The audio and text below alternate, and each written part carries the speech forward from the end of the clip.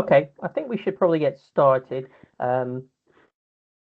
We have just started a new system, so we're just getting used to things. So I do apologize if we have any teething issues, but hopefully things will not be too much difference from previous ones, really.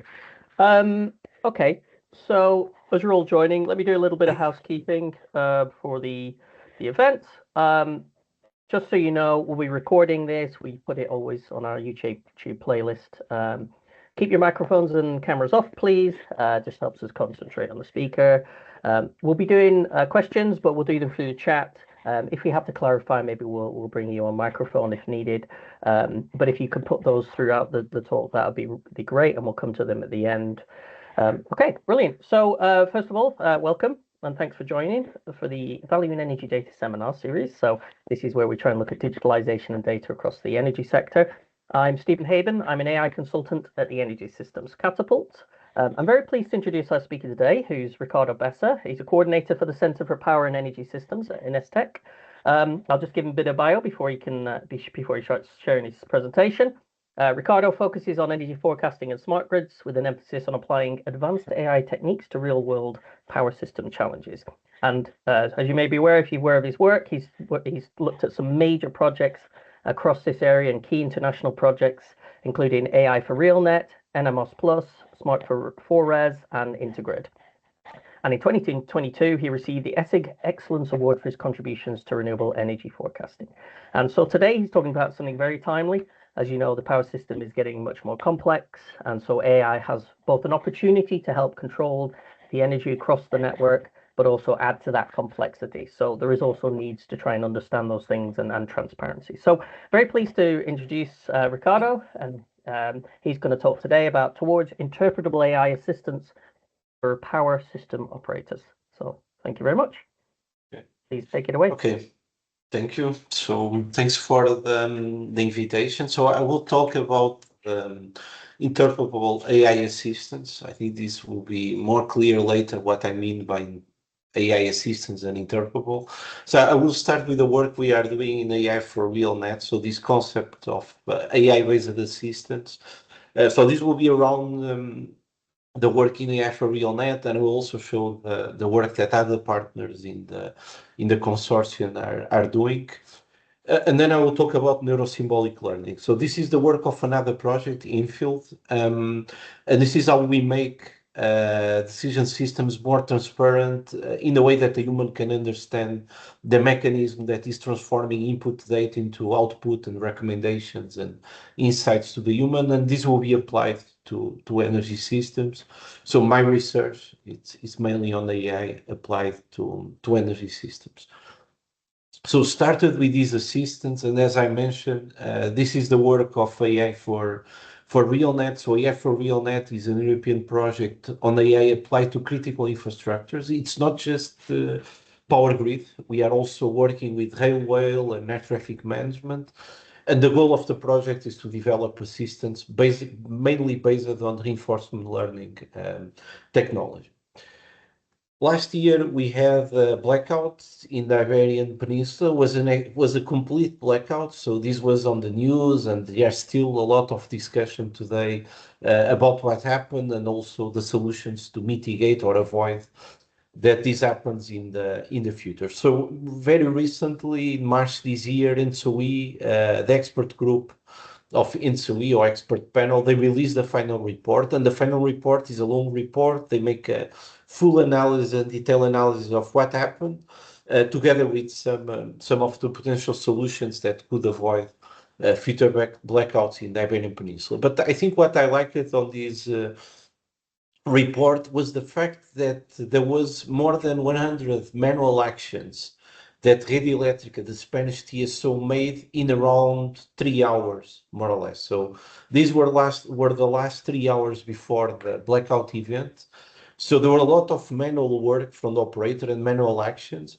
And what is interesting, and this is, I'm quoting what is in the report, is that those decisions, those maneuvers, they were either based on experience of the operator or based on the static power flow simulation. So you can already see that today these are the tools that are used to make decisions in in power grid control centers, and more than that. These are the tools that were used in a critical event. So this, I think, will trigger, I think, the motivation and the need to understand we need more tools, and we need more tools that assist and provide fast recommendations to the human operators. And when we look at the manual actions that was on the report, you see here they consider humanly realistic timeframes to make a decision, a first decision, in this case, a remedial action in 1 minute, and then another for another area, second decision in 2 minutes. So they are considering 1-2 minutes are humanly realistic timeframes to make decisions, but in fact, I believe this is too short, in particular when the event was complex and critical and led to a blackout. So, and then you see that in the end, immediately before the blackout, the full blackout, manual decisions were no longer possible, and there were also not automatic voltage regulation to solve the problem, and then there was the blackout. So I think this shows two things, in my opinion. One is that we have human operators, they need new tools, and they have limited time to make decisions. So they have 1-2 minutes to analyze the situation, come up with a remedial action, and simulate the impact of the remedial action, and then implement the remedial action. So the time is quite short. So we need tools that help them to make decisions on this time frame. And if we don't do that, we may fall in a situation where manual actions are no longer possible, and automatic actions are no longer capable of solving the problem. So I think the blackout showed that we need to look at a different way of having human operator interacting with tools in control room. And this is something that AI for RealNet is very focused on this. So one thing we are doing in AI for RealNet is that we are looking at the human side. So what you see here is our framework in AI for RealNet for the human side. For example, you have here the AI agent. It's just a small box because one focus on the project is the human side. You have a human-machine interface, that is interface between the human and the AI agent, and then all the framework on the human side. And on this framework, I would like to highlight these properties we have there, like mirroring. So mirroring is that you are replicating what the human have done in the past with the intention of showing bias and wrong decisions to the human. So just showing the human, for a similar situation, you have done this in the past, and this was the consequences of these actions if you apply them now. Transparency is the way he understands how the AI model works. That's something I will talk later on my presentation. Exploration is to lead the human or conduct the human across different potential actions and alternatives.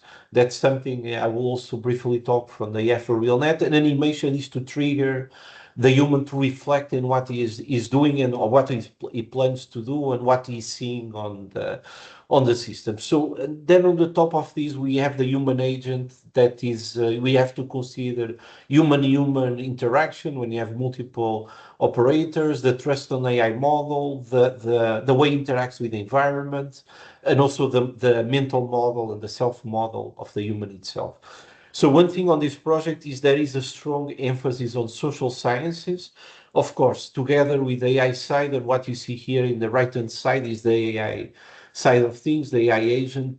Some new concepts we have been exploring is knowledge-assisted AI, human AI co-learning. So one of the goals is to do co-learning with reinforcement learning as a technology, but also multi-objective reinforcement learning, where you have human exploring trade-offs when operating the grid. So AI for RealNet is a lot on this interface between human and AI without neglecting the role of the human and also the way the human learns and interacts with the AI algorithm.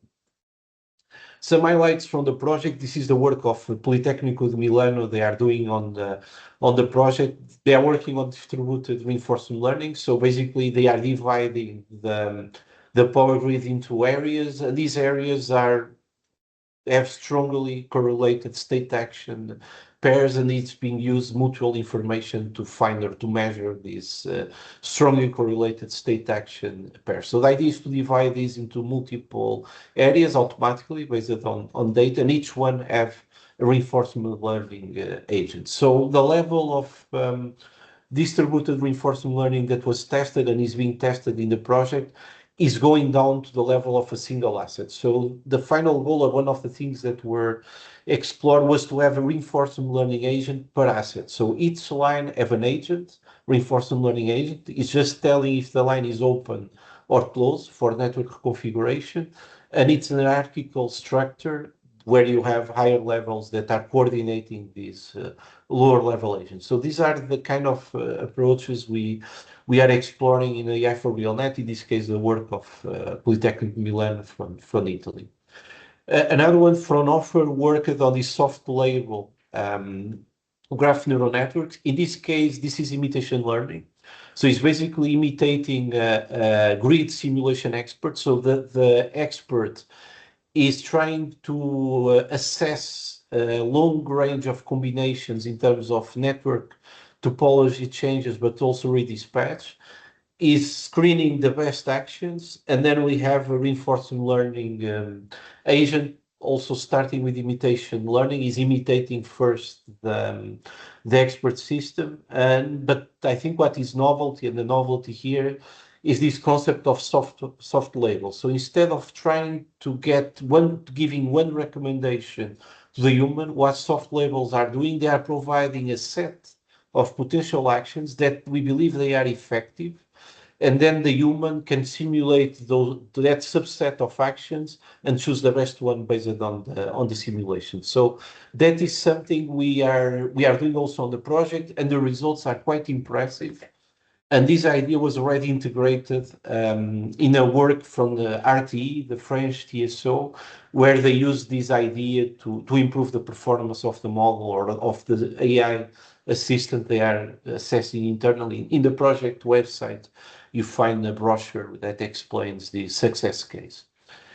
And as I mentioned, we are also working on multi-objective reinforcement learning. And here the approach for multi-objective reinforcement learning was to balance multiple trade-offs which occur in the power grid. We have to balance technical constraints. We have to balance CO2 emissions with cost. And this kind of trade-offs, we have to consider them in the AI system. In this case, is a multi-objective PPO algorithm that is a work that Fraunhofer and University of Kassel are developing in the project.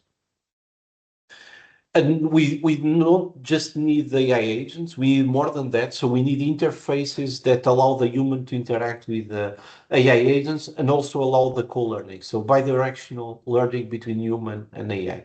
So one thing that was tested before by RTE, and it was enhanced here in the project, is the hypervision concept. So in the hypervision concept, you have a single interface.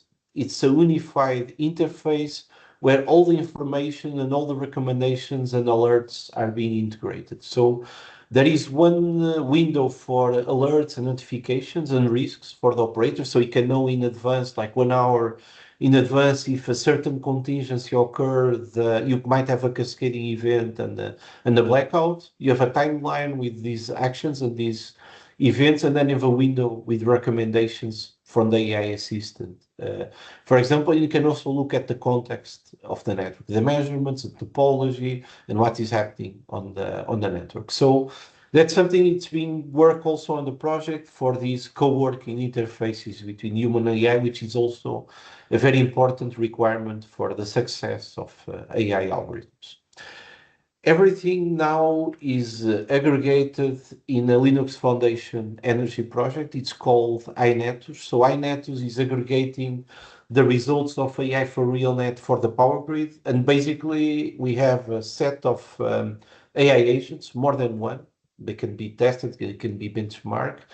There is an API connection that connects the AI agent with interactive AI, so with this human-machine interface. And on the back end, there is also GridWalk, which is another Linux Foundation project that is a digital environment. It's for testing, and it tries to emulate the real operation of the system and allows us for testing AI and do benchmark of AI algorithms, but also to testing humans. So one thing we want to do with this within this INETUS project is to have a way of testing human AI interactions and validating them and co-create and improve these interactions before deploying these in control room. So we are open for contributors to these projects. So if someone is willing to contribute, you can subscribe the mailing list that is on this QR code from the Linux Foundation webpage. So that's one thing, and it's still an ongoing work. We are in a very, very early stage of the project, so you will not find too much documentation or not yet an organized website, but that's an ongoing work, and we have hope by the end of the year to have a dedicated website to all the code that is there. This is just a quick demo of working an AI agent with interactive AI with hypervision concept. So you see here the alerts, the anticipation of the event, so the human can see potential contingencies and problems he might get or might have 1 hour from now. And then he can get the support from the AI assistant and recommendations that the AI assistant can provide to solve these problems. So the human gets these recommendations together with KPIs, and it might implement or not these recommendations. He can also provide feedback to the AI agent. So this video is intentionally accelerated because I didn't want to take a lot of minutes just on this slide, but in the project website you have a more slow video where you can see more into detail. But this is already operational. This is what you can find in INET. So all the building blocks of this are there. And right now with the RTE and other partners, this is being set up for having humans really interacting with the whole system and calculating also KPIs that measure human factors on these interactions. One thing that I think it's important, and I took this example from an old blackout. So I started with a blackout from last year, and now I'm going to a blackout that occurred 23 years ago in the US. And I think what was interesting on this blackout is that what the failure here was a software failure. So, and this was the energy management system, in this case, the computer where he was hosted, that stopped working. And just the failure of assistant to the human didn't allow the human to understand there was a problem in the grid. So he only started to understand there was a problem when he started getting the phone calls from customers and other utilities saying there was no electricity on that part of the network. So the human was completely blind, not because of something with the network, it was just a software problem. And the question there is now, imagine that this happens not on the failure on the software, but the failure on the AI assistant. So if for certain reason, bad data, missing data, problems with the model of the AI model, you have an assistant that is not providing you the right recommendations, or worst, is even not aware that the grid is in a critical state. So we need to think also in self-awareness of AI assistants. So it's very important to have accurate AI assistants, but the accuracy will never be 100%. So we need to include this property of self-awareness, which means that an AI model, it needs to be aware when it will fail, and it needs to issue a warning to the human saying the confidence in the decision that I will provide to you 1 hour from now is not high. So, and then you can defer the control to the human. So the idea here is that we are forecasting the probability of having an AI assistant not providing an high confidence recommendation, forecasting, for example, 1 hour ahead. And if the confidence is low, it will inform the human, it will transfer the control to the human. So that is the whole idea behind this. We started with this approach when we calculate epistemic uncertainty. So epistemic uncertainty is the uncertainty of the model itself. Aleatoric uncertainty is the uncertainty we have when you predict the load and the generation, and also the complexity of the grid. If the lines are if the loading of the lines is very high, we also integrate this information in a failure predictor. So everything combined, it gives you the probability of not having a good recommendation or having a low confidence recommendation from the AI assistant, and we can do this 1 hour ahead or several hours ahead, and also use an LLM to explain this in a meaningful way to the human operator. So that's a paper was recently accepted for presentation in a conference.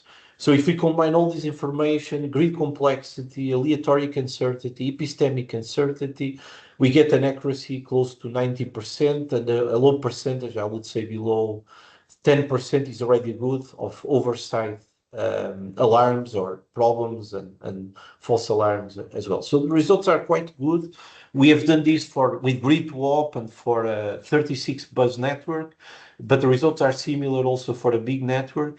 And this tells us we can have a layer of estimating the uncertainty of the AI agent and when it will fail as well. So this, I think the AI agents will become like a component of the power system. And with the way we predict faults in the grid, we also have to predict faults in the AI agent. And when we have to do maintenance on the grid, we'll probably have to do maintenance on the AI agent in the software associated with it, because they will be a critical component of the grid in the future. Yet, I think if you want to mitigate the algorithmic aversion and foster adoption from the humans, we need more than this. So we need to think on transparency and interpretability. This is essential. And one thing we are doing, another project in field, we are working with neurosymbolic learning to build these interpretable data-driven decision systems. So this is a work where we have been producing a lot of publications on this, and we expect to continue with it. And I start with this figure that was taken from the foundational model paper that shows the evolution of AI a long time. So I think 40 years ago, there were expert systems, so domain knowledge, rules combined with not too much data. Today, we still have expert systems, protection systems, they are still expert systems. But then we started to have data and we started to apply machine learning, then deep learning with more data. Now we have foundational models that grab a lot of data. They have a high economy of scale because you can use the same foundational model fine-tuned for different tasks. It also uses self-supervised learning, which is quite interesting. But the question is, why not do we go back to expert systems? And that's something that 40 years ago we didn't have, data. So why not combining the expert systems with data, and then we have expert systems learning from data.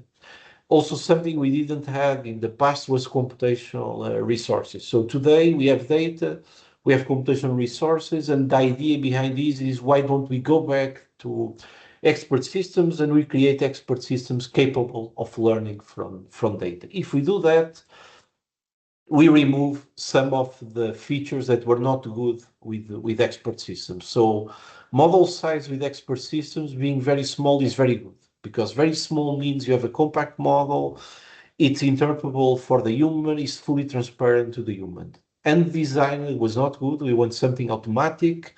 There was no learning. If we can learn from data, now we have learning from data.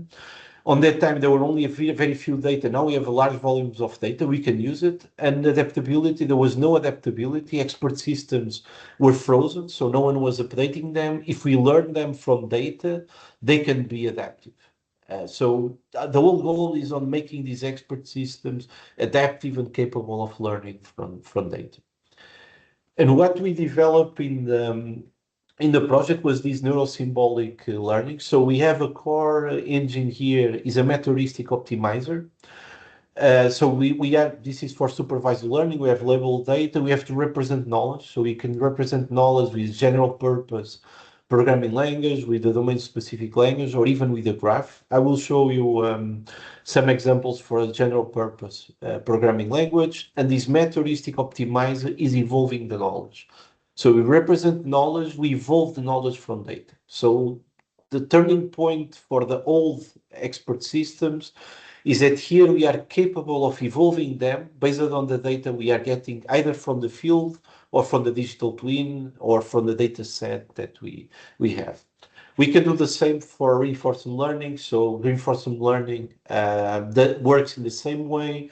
In this case, instead of having labeled data, we have a digital environment to action, get the reward and do the evolution. The neural part is that this evolution, we can do it with large language models as well. So in the top, of using the metaheuristic optimizer, we can use LLMs to do this evolution and benefit from the pre-trained LLM. So this is, you have this publication where you explain this, the whole idea, the whole methodology, and this is the whole framework that I will show you more clear use cases where we apply this framework, but the framework is common to all the cases that I will show. So the first one is dynamic security assessment. So in dynamic security assessment, a human operator wants to know if the system is close to instability. So if the system is close to instability, this is a problem, and you have to define preventive action to bring the system back to stability or to avoid being very close to a boundary of stability. So that's the goal. He needs to know exactly which action he have to take, but first he needs to understand if the system is close or not to instability. As I mentioned here, we have used a general purpose programming language. So the idea, just to illustrate all this work, a human have to decide the template, have to define a template. Here, this is an example of a template. We have these conditional statements and a sequence of action. So a human designs the template. You also have to define the elements you can use or you can integrate on this template. In this case, are mainly the variables, the input variables. You have like in any machine learning algorithm, but we also have to have the logical conditions, the operators, everything. So these have to be designed by a human. Of course, we can use an LLM also to design this automatically, but this is the way expert systems were designed by humans. There was a explicit integration of human knowledge, and we want to keep this here. So we want to have a human integrating their knowledge when you design the template so that the trust on the AI model is high. So that's basically the idea. When you have this template, then it's when the process is fully automatic. So we evolve this template using, in this case, simulated annealing. So simulated annealing is basically an exploration. It starts with a high exploration, and then as the temperature is decreasing, it goes from exploration to exploitation of solutions, and the search space is smaller. But what the simulated annealing is doing is applying mutations on these templates and is evolving the models with these mutations. And when we do these, you have two things to consider. One, you have to generate neighbor solutions. So how you define these mutations. So we have like a table of potential mutations. We have here some example with a certain probability. And so these mutations are applied in every iteration. We apply one of these mutations to the model, the current symbolic model that we have. And this is the way of generating a neighbor solution. So that's the way this works. One problem is that in the end, you might end up with a super complex symbolic model, and that's where we have this final stage where we perform simplification of the model. The fact this is a symbolic model, if we want to prune the symbolic model or to decrease or make it more compact, we can use the knowledge on mathematics to do this. And this is where large language models can also play an important role, because they can help us to simplify the model, because they have the modern LLM, they have mathematical reasoning, and they were pre-trained for that. So we can do a lot of mathematical manipulations to simplify the symbolic model without losing any kind of accuracy. So that's the whole idea we have. And this is an example, illustrative example how it works. So you have here two paths of evolution. One is when we randomly populated the template with a completely randomly generated symbolic model as initial solution. This is the blue path you see here. The black one is when you integrate already knowledge from the human on the template. So this is like this cooperative defined symbolic model. And what you see along this path are the evolution and the mutations on the symbolic model. You'll see here an example where we generate a neighbor solution. You see some changes in the second statement where we have more variables to it, and we also change the constant. So this is something, an iterative process that is applying these mutations until you reach convergence. Criteria can be, for example, if the accuracy does not change for a certain number of iterations, you can stop the training and you get the best model out of it. So that's an example of training or creating a symbolic model to classify if the system is close or not to insecurity or to instability. So that was the idea. We can also build decision systems on the top of this. So here, how we define the preventive action, the process is the same. The human defines a template. Here, the human already included is domain knowledge. So he knows that if the inertia from the system is below this threshold, you have to do a remedial action. In this case, in this problem, the remedial action was the level of synchronous and virtual or synthetic generation that was available in the system. It was for Madeira. I will also show some results about it. And in the end, we train this as reinforcement learning with a trade-off between cost and security of the system, and we get a decision system for the human. So what you see here is a symbolic model that is giving information to the human how much inertia you have to dispatch or he needs to have in the power system to guarantee stability of the system. So just by looking at the equations, the human can easily understand how he's transforming data into recommendations that he can use or not. He can even modify the mathematical model or add more constraints to the model if the human wants. So that is, I think, a big difference to black box models on machine learning, and it's much more transparent to the human. We apply this to the Madeira power system. This news is in Portuguese, but this is another blackout. So this blackout was in 2012, so 14 years ago, and it was a full blackout on the Madeira power system. And Madeira power system is interesting because today they have high share of renewable generation, they have grid-forming converters, they have a big battery park, and they have a problem of inertia in the system. So they need to know how much inertia they have to dispatch and have in the system to keep the system secure. We created some benchmarks. So one was a decision tree, another one is a pruned decision tree. So we pruned the tree.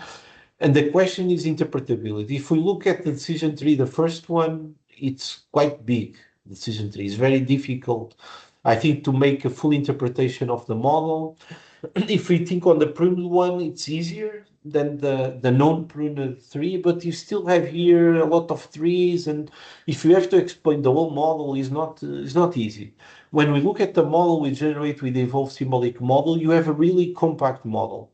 You have a set of equations that even have physical meaning, or you can understand the physics or part of the physics from it. So these symbolic models, they are much more compact and much more interpretable than decision trees, and they also allow you to have a more complex relations between the variables. In the decision tree, you are just breaking the space, and then either you make the average on the leaves, or you can have another model on the leaves. But you are just dividing the space. Here with the symbolic model, we are exploring a more complex relations between the variables. So it's a different way of representing knowledge and information.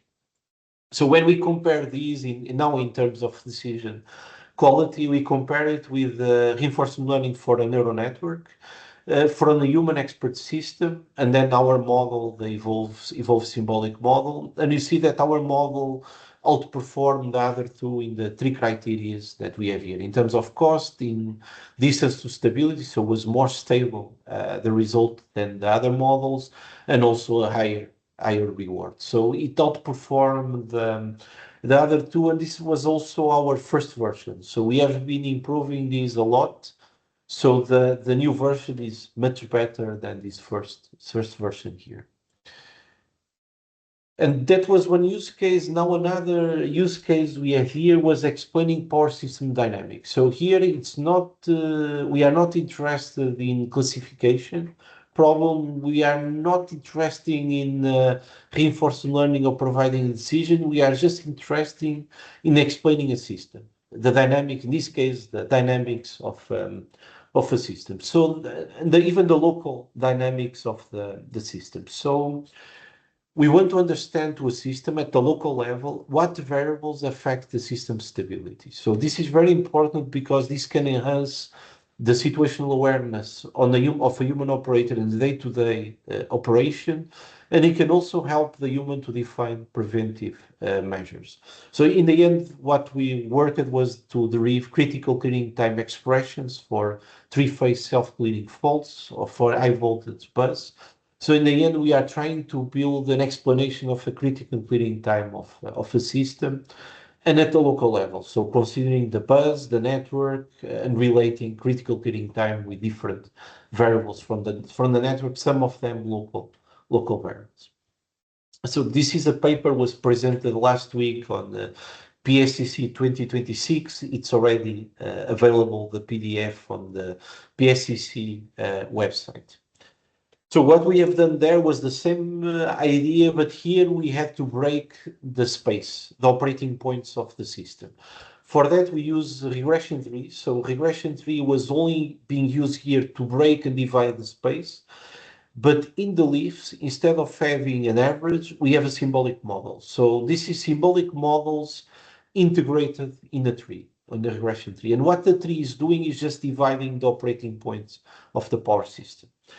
We want to prune the tree because we don't want to have big trees. And one way of pruning the tree was merging the tree and the leaves of the tree, considering the equations that are inside the tree.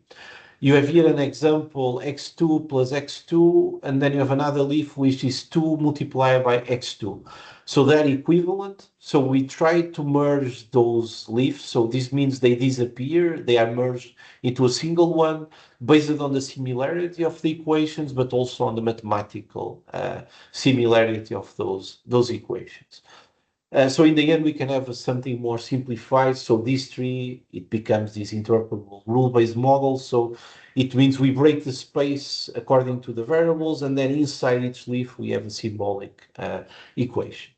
So we apply this to the New England system. We have a very good result. So first, we are trying to do a regression. So we are building an equation, a symbol equation that explains the data we are seeing. So in the end, it's like a regression problem. Although what matters for us is the symbolic model that results from the regression and not its use.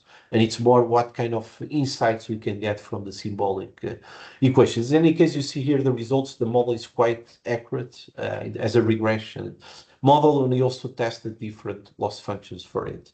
This is an example of the output we get. So for the critical clearing time, for these regions, so what the decision tree is doing is justifying the region you see here. And then inside that region, we have this equation that is explaining the critical clearing time. And you see here that the critical clearing time for that region, it depends on the synchronous generation in bus 9 and also on distributed generation in bus 25. And we see this is the idea of explaining the dynamics of the system and the local dynamics. So we see that the critical clearing time decreases a lot when the synchronous generation in bus 9 increases. So this already tells you an idea of stability of the system. So you know that synchronous generation is higher, active power is higher in bus 9, you have a decrease in the critical clearing time.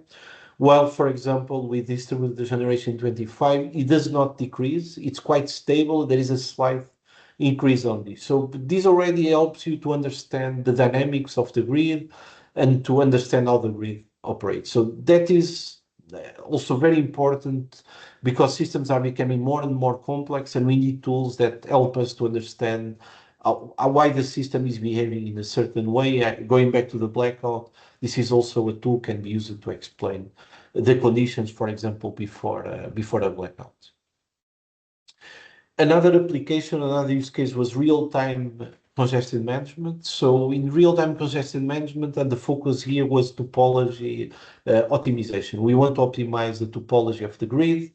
So we have also picked expert systems for topology optimization. We are evolving expert systems from data. So we are creating a set of expert systems from data, evolved from the data, in this case with genetic network program. And then we use a decision tree to pick the best expert system that was already evolved considering the context of operation of the grid. So this is a paper, it was also published. There is also an open source code for it, and you can find it this is a reference, and it's also an AI for real net work. So idea is the same, evolving expert systems from data and then picking the best expert system considering the context of operation of the grid.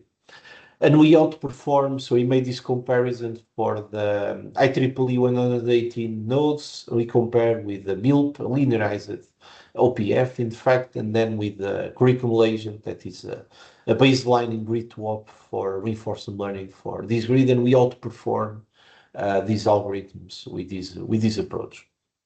So finally, and I think we are reaching the end, there is one thing. So we talk a lot of AI for forecasting, for optimizing, for supporting decision making. But one thing we can also use AI is together with mathematical optimization to explain the results of mathematical tools, the mathematical optimization. This is an example I took from the internet. Here they were trying to explain the results from the euphemia algorithm that makes the dispatch in Europe. And they were explaining why euphemia is giving a flow of high price areas to low price areas. So it means that areas or countries with low electricity costs, they are importing from high price countries or areas. This has been actually in Portugal, has been a discussion because who is in favor of nuclear are always telling, we have cheap electricity in Portugal, we are importing expensive electricity from Spain. This is because behind all of this, there is a mathematical algorithm that is maximizing social welfare. So explaining this to a non-expert in mathematical optimization, it's a challenge. And this is what they try to explain here. So this came up to me the idea that machine learning is frequently seen as a black box, but mathematical optimization can also be seen as a black box by humans. So the way you transform parameters into decisions, the mathematical formulation for some humans might not be easy to understand, in particular if you have forecast uncertainty. So using AI to explain mathematical optimization is also, I think, an area of research and innovation, and it's also a problem in my opinion. So we actually have this problem when we were setting dynamic tariffs for electric vehicles charging, because we are having multiple forecasts of prices, load, generation, elasticity of the consumers. And then there was also uncertainty, and we were solving a stochastic optimization problem. So in the end, you get a tariff, but then explain why you get that tariff is very, very difficult. We started by trying with Shapley values. So we apply Shapley values. We try to understand the feature importance and what does the impact of each feature on the tariff. But in the end, we didn't find it really meaningful, because if you look at this, hour of the day is a key variable, but of course it's a key variable because we are setting tariffs along the day, and the prices and the load are also with the seasonality that puts hour of the day as an important variable, but the meaning is quite unclear. So if we just look at Shapley values and feature importance, probably we don't get very meaningful explanations. So one thing, and this is a paper was also published and will be presented, it was accepted in the conference. We use the same concept. So we have an evolutionary strategy, a meta-heuristic optimization. We have large language models generating solutions, and they were generating explanations. So there was one LLM generating explanations, and the second LLM providing feedback about these explanations. And those feedback was complexity of the explanations and accuracy of the explanations. So in the end, we wanted to explain the tariffs and having a model that is a set of rules that explains all the tariffs that are generated by the optimization problem for a long period. And we have good results. So as I told you, this is a multi-objective problem. We want to minimize accuracy and complexity, and we measure here complexity or interpretability by the total number of mental operations, and we want to have the optimal of the two, although there is, of course, here a trade-off. So we managed to outperform decision trees, both in complexity and in some seeds on accuracy.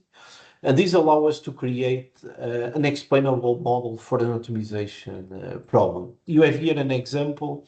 So we have a mathematical optimization problem. We are running the optimization problem for generating historical data. Then we use this evolutionary strategy to create these symbolic rules, this symbolic model on the top of this data. Those symbolic rules, they explain with good accuracy all the results of the optimization problem. And then we use a third LLM to convert those rules into natural language or human readable explanations for the human, that he can understand why the tariffs are being set like this. So I believe this is very important for multiple use cases, for example, like redispatch. So one thing is why we do a certain redispatch and we have a certain cost.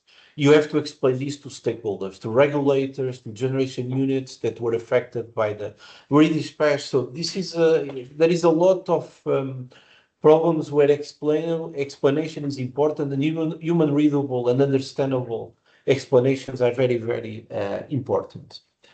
Just to conclude my final remarks, so interpretability, we have to go beyond explainability.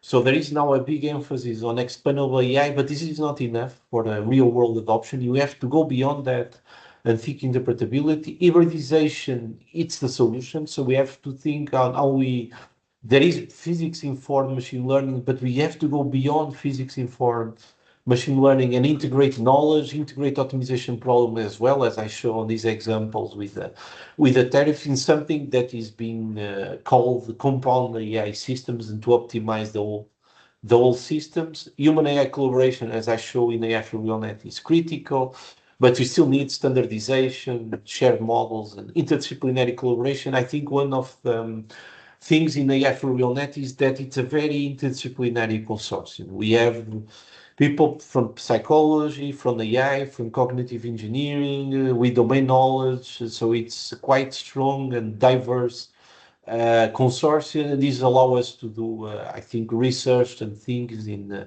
concepts and solutions that were not possible if we don't have a multidisciplinary approach. Last slide, two things. First, we are having start next week, actually a challenge from the AI for RealNet. It's called Sim to Real. So this is it's the concept that you train a reinforcement learning agent or an AI agent in a digital environment, in a digital twin, in a control environment, and then you put it in production. And when it's in production, you start to have problems, missing data, erroneous information about the network and everything, and then you have to correct the model in production.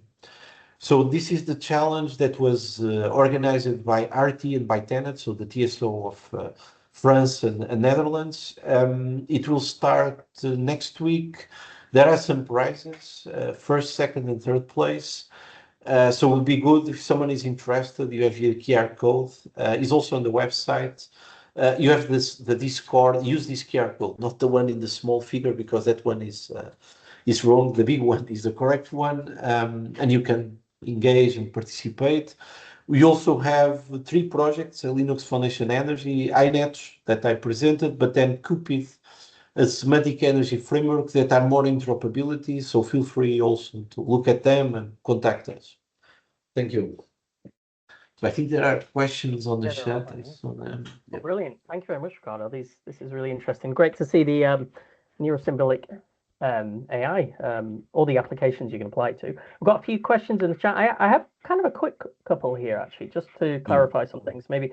So it's interesting you're talking about Euphemia, which I think is a closed model, right? So you can't you don't know what the overall optimization is. So it made me think there's maybe a risk here. Maybe it's commercial, maybe by understanding the underlying model of some things which aren't out there. Have you had a bit of a think about sort of this area? You mean like trying to imitate something that is a black box and then build a model that is interpretable? Or it might be that it's actually a model, that's commercial and nobody's revealing it, but it's sort of. Yes. Yeah, I don't know if symbolic model depends on the application. We thought in doing this for inverters or converters because they are a property of the manufacturer and no one have access to the model itself. You can use the model and generate data from the model, but you don't know what is inside. So it could be possible to have symbolic model or something more on the differential equations that creates a proxy of the real model. So I believe this is also important. It's also what we try to do with these explanations here were more or less that. I mean, here, this is your model, is the network. How you transform a network and the measurements to something you can make an interpretation, like we have here with the critical unit time. So here you have the equation of critical unit time. You see a linear relation with a small coefficient with the active power of distributed generation in bus 25. And you see an inversely proportional with active power in bus 9 of synchronous generators. So this is explaining you a model just from data, and it's meaningful for a human. Yes, so I think this could be done for complex systems mainly. And I guess on that as well, have you had any experts go back to the outputs and say, oh, yes, this makes sense because of this, this, and this, you know, like their physical explanations coming back into the final outputs? Yeah, for the dynamic security assessment, yes. Although I must tell you that in the DSA, we had to do manipulations on the symbolic model to make it readable for, not readable, to find the physical relations that the human can understand. So we don't change the model. We just do mathematical manipulations in the way that the model is exactly the same. The output is the same and the model is mathematically equivalent, but you can make an interpretation out of it because when we do the simplification, so you do mutations, but those mutations can add things that are redundant and they are not very easy to understand because they are redundant. So if we clean that, yes, we have done this for dynamic security assessment only.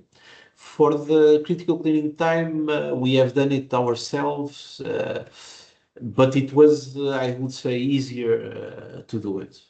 But the paper actually makes a discussion of the physical meaning of these equations in the paper. Very cool. Brilliant.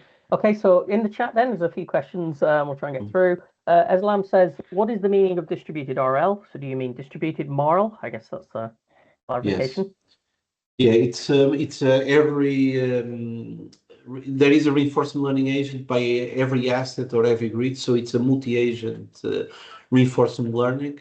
There were two. Sorry, I put my clock to avoid way more than 45 minutes. So it's there were two approaches: fully distributed, so no up hierarchy on these, and then there was hierarchical reinforcement learning when you have an hierarchy of different agents in different levels. Although I didn't show that here. Okay, thank you very much. Ugar asks, would linear network flow models be acceptable, useful in these frameworks, or we strongly need AC power flow? Yeah, I mean, depends on the depends on what you do. So in what we have done here, you run an AC power flow. So what they do with the soft label approach, that is here, you run an AC power flow. So you never implement an action before running it in AC power flow. So this is standard, a typical standard on control rules. Any operator will not make a manual action before simulating in AC power flow. So even if there is an alternative like a faster power flow, data-driven, or a DC power flow, it's not practice to use that. You use an AC power flow. So I think we always need it. And something I didn't include here, but in INETUS, what we have also as a component is also there is also a power flow here to validate the recommendations before manually implementing them. Thank you. Christine asks, for the blackout case, the report says operators may need to make decisions within seconds or minutes. If AI agents are advising operators, do they need to run physics-based calculations, e.g. the n-1 power flow, first? If so, are they fast enough for large networks with thousands of buses in real time? Yeah, so that is, I think, where AI can be an advantage, is exactly in those situations where analytical tools, they are slow. So if you have to run multiple contingencies, analytical tools, they can be very, very slow. Or if for them to be fast, they need to be an approximation, like a linearization, and they might not be so accurate. So AI is actually a good case study when you have a limit time, like you here, you have 1 minute. AI can accelerate the number of calculations and analysis you can do in 1 minute, compared to a situation when you use a traditional pore flow and you have to simulate 1,000 contingencies with the pore flow. There was one work from Fifth Thirds and Tenet. So they use a DC GPU accelerated pore flow. So they allow them to run 1 million, I think more than 1 million pore flow in 1 second. So that's a different approach. He's not using AI, but he's using a DC pore flow. If the DC pore flow is not applicable on that network, using a data-driven or an AI solution might be a good approach. So in the end, acceleration is the key here compared to analytical tools. Another thing that AI is important, the blackout is also an example when you have multiple areas. So in this case was Portugal and Spain. So they are they are two control areas. So Portugal is a single control area, Spain is another one. The amount of data you exchange between the control areas in real time is not so high. So when you have partial observability, which is the case in networks, in power grids, AI is also a strong solution because it can operate with partial observability. If you run a state estimator or a power flow with partial observability, analytical one, the results will not be very, very good. So that's also an advantage, in addition to acceleration of time. Great, thank you. We're pretty much at time, but maybe I'll squeeze one more question and maybe I'll send the other questions to you later. But maybe from someone new, Brian here has got a question, which I'd like to ask and then maybe extend a little bit. There's a question here about what other explainable AI techniques have been examined, but I'm also interested, we had a webinar just last time, which was on causal AI. And I'm quite interested because that and sort of symbolic AI seem to be two techniques which seem to be quite, they're sort of picking up speed of late. That was used in example of forecasting, but I don't see why it couldn't also be included in this. Have you thought about these two kind of techniques and other explainable AI techniques that are coming through, and what, where they might be sort of compete with each other and where they might complement sort of maybe this sort of general area? Yeah, I think it's so the question of SHAP is we use multiple things. So we have used decision trees, feature importance directly extracted from the machine learning algorithm, so without Shapley values. So in fact, this was a master thesis. The work you see here was a master thesis. And in the master thesis, you compare multiple traditional explainability tools, not just Shapley values. In the end, we like the approach with LLM. It's more meaningful, in our opinion. Causality is a question I got last month when I was in DTU summer school, and I never thought on that, actually. The question they made was that if the symbolic models were capturing causal relations between variables and actions.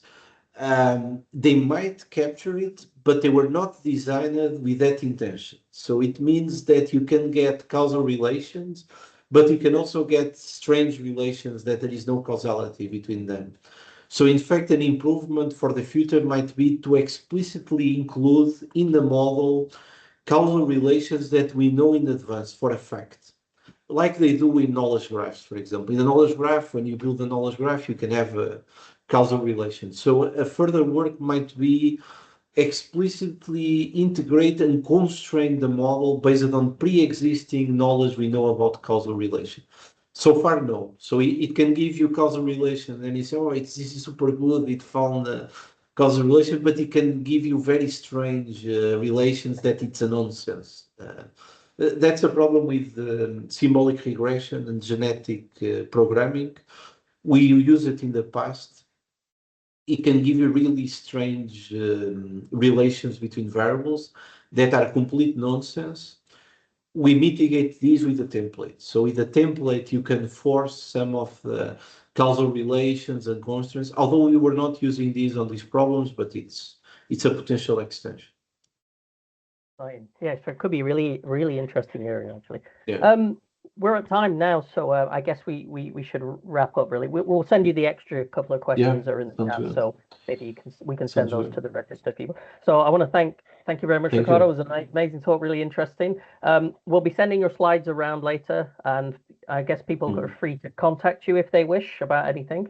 Yes. But yeah, thanks everyone for turning up Thank and the you. questions and everything. And yeah, we'll send everything through after. So yeah, that was great.